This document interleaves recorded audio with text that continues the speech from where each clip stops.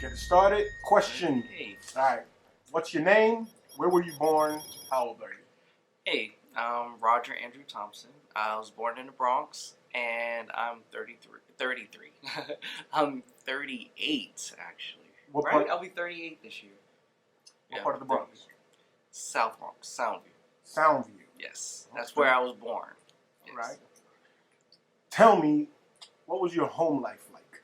I was raised for the most part, with my mom and my sister. My dad was part of my life, but not physically 100%, there in the home, but definitely still a part of my life. And it was pretty much my mom and my sister, as far as in the house. What was your father like? What was your relationship with your father like? Where did he grow up? He grew up in the Bronx. Also, he's career military. He's an environmental conservation officer. What branch of the military?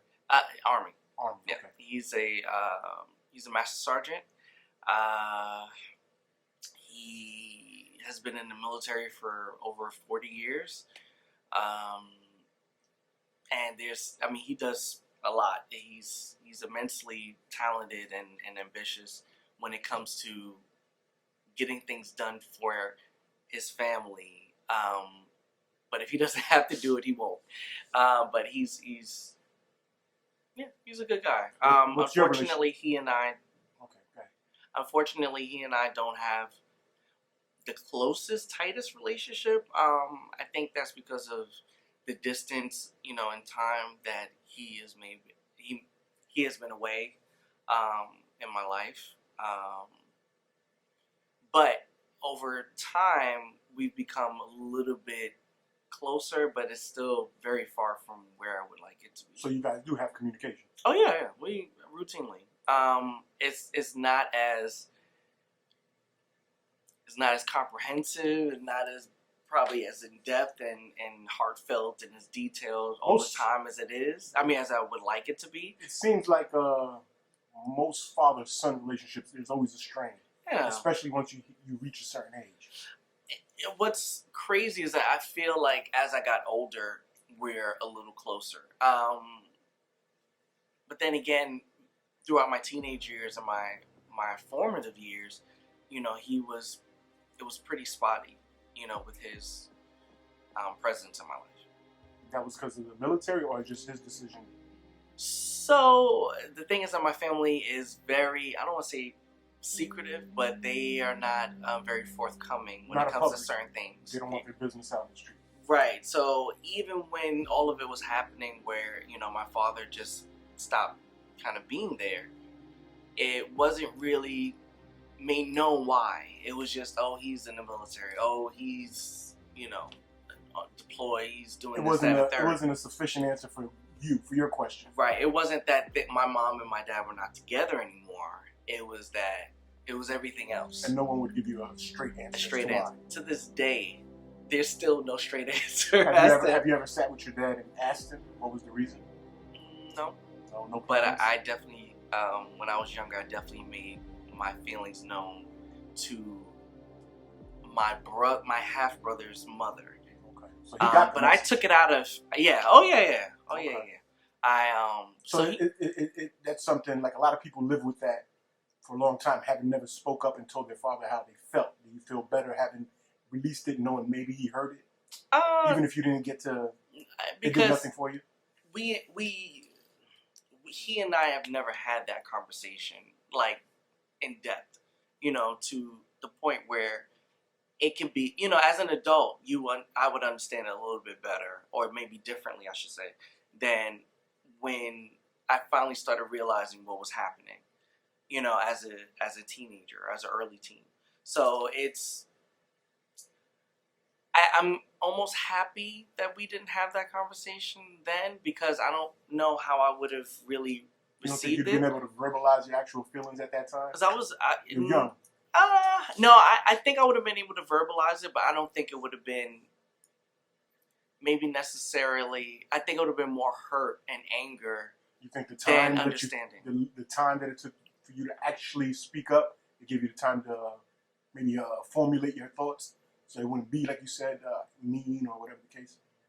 A lot of things with my family is just kind of like everything's just, I don't want to say swept under the rug, but everything's just kind of like, okay, it happens at that moment, and then we're going to move on from it. You know, we're not going to really talk about it. Like, we don't talk about a lot of things, unfortunately. Your mother, what was she like? Where was she born? She was born in the Bronx also. Bronx as well? Okay, it's a whole Bronx gym. It's a real Bronx Well, family. we were, okay, were you born in the Bronx? Or you was born I would say we were raised in the Bronx. I was born here, actually. And my mom, I think, was born in Manhattan. I'm not sure, but we're all raised in the Bronx. Okay. So that's why I say we're born in the Bronx. What year were you born? I was born 83. So I will be 38. So you got to experience the Bronx, the desolate despair and all that nastiness that the Bronx had in the 80s and 70s. Well, the 80s and 90s. I would say I was more aware of what the Bronx was, you know, when I was able to go out on my own and stuff like that. Because when you're, 6, 7, you're pretty much, to me, you're pretty much sheltered because it's like your family's taking you everywhere and shielding you from this, that, and the third. You don't really get to see, the gritty or the kind of real, side to where you live until you actually out on your own. And I didn't experience that until I was like 10, 11. So your mom's from the Bronx. Yeah. Your relationship with her? Better. As opposed? Well, my mom and I had a very strong relationship up until my teenage years, my early teenage years. Rebellious? Say about 14, 15 is when my rebellious phase started, and then our relationship kind of took a tumble between 14 and I would say 24. Like, between that 10-year period, it was... Was it just gradual, like son and mom not clicking because the boy's growing up, or was it an actual situation that made you guys fall out? Yeah, it was mainly because of how I identify, and I'm a gay man. And my mom didn't really, she doesn't, quote unquote, believe in that, and that put a massive strain on our relationship, and especially being a teenager where it's like, you don't really have control over a lot of things that are happening in the house. You have to basically do as you're being told, unless you want friction or whatnot. So how was it how old were you at this time when she found out? 15. So how was it for a 15-year-old to navigate in a household knowing that you're not really accepted in that way in your own home by your own mother? Well, one thing my mom taught me to be was very independent. Okay. So it benefited you at the end. The individualism she showed you. Yeah. Yes. Because by the time I was 15, I had already, been out and about and just kind of, developing my sense of the world already. When I came out, it was just like... So you came out as a 15-year-old? As a 15-year-old. Yeah, wow. 15-year-old. So it was shocking, her reaction. And, it just kind of threw my life in a tailspin. But you personally, other than your relationship with your mother, you coming out at that age, did it free you up to not have to feel, you know what I'm saying? I don't know how you felt, but I'm assuming you holding that back for so long and then just finally like, all right, it is what it is. You guys are going to have to accept me for what I am. Did it help you any? It kind of, I mean, self-esteem wise, because I'm assuming... No. I'm asking, like, as a typical teenager, they're already going through hormones, and high school's tough, girls, guys, whatever the case may be. You don't know who you are, but to know who you are that young has to be give you some type of strength. Because when people come at you in a negative way, you already know. And you're comfortable. You were comfortable enough to come out. Did it help you any, letting it be known? You still dealt with the drama. I still dealt with drama. I still dealt with, you just become more in tune with who you are. For me, I'll speak for myself. I became more in tune with who I was and became more confident in myself and the fact that I can be able to walk away from anybody if that person is not, if that person, I don't want to say has my best interest at heart, but yes, that too. If that person doesn't have my best interest at heart, I could walk away.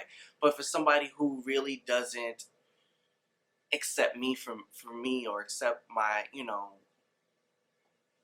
my identity, like that's a big thing for me. So for me at 15, I told my mom, I said, this is who I am. She didn't agree. She didn't want me to be that way. She thought I should seek counseling, and I said, I can't do that, and I moved out. So what's the relationship with your mom now? Has she come to terms with it?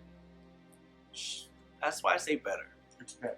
It's better. She still doesn't really believe in the quote unquote lifestyle, which is not a lifestyle, but she doesn't really believe. She doesn't want me to be gay. She doesn't want. Is there a lack of respect now, or does she respect your position?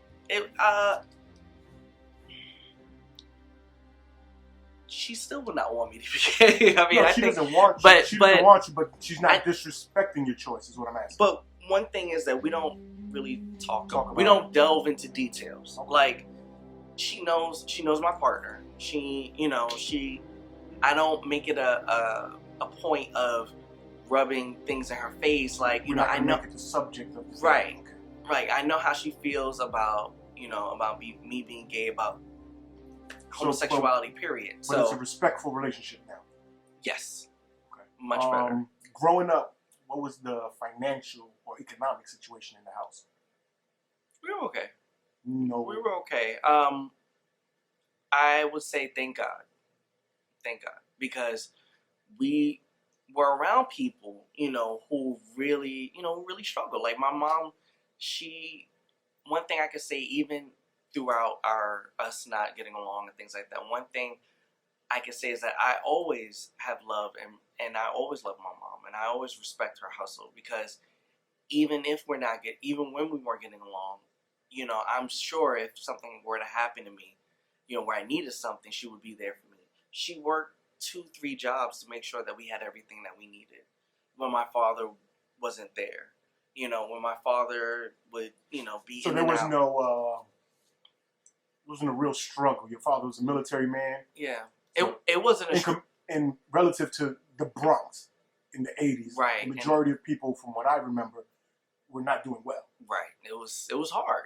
And even some of my neighbors, they struggled. Like, I'm not saying that we didn't. I'm not saying that, money was, in abundance, things like that. But thank God that my mom, she was a hustler. She struggled. She suffered. I saw the tiredness and frustration and, the anger and things that she would go through at work. And, like, I would see all that in her. But it's just like, for the most part, where I can choose at that point to go to work, to have a job, But my main thing was that I just had to go to school. And even at a certain point, that even became difficult for me because of everything else that was going on in my life, which made it more of a struggle for her, trying to work and take care of the household and then still deal with the son who was just like, I just want, I'm going to live my life in spite of how you feel about me. So you said she worked 3 jobs. She busted her butt to make sure you were taken care of. Yes. So I'm assuming there was a strong... My sister and I. So I'm assuming there was a strong work ethic instilled in the house, or you saw it, or was it taught? Even from you have to work hard. From both of them. Even from my father, from when I remember him being there, to even now, like, they're both still hustlers. Like, my father he just retired from the military, if that. He's still doing the environmental conservation officer role. He's a constable in some small town upstate. He just opened a courier business. Like, he's definitely ambitious. That's and the strong. Yeah.